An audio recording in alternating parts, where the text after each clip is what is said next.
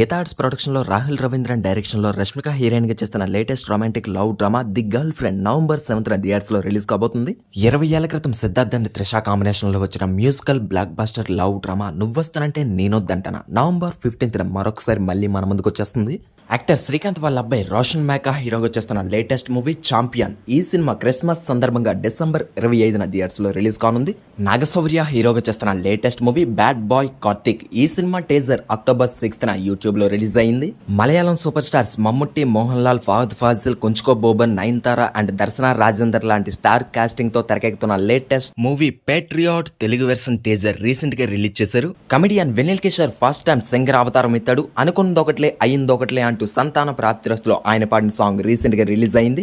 బెల్లంకొండ శ్రీనివాస్, అనుపమ పరమేశ్వరన్ హీరోయిన్లుగా చేసిన latest horror thriller movie Kishkindhapuri last month theatres లో రిలీజ్ అయ్యి సక్సెస్ఫుల్ గా రన్ అయిన ఈ సినిమా ఒరిజినల్ సౌండ్ ట్రాక్ ని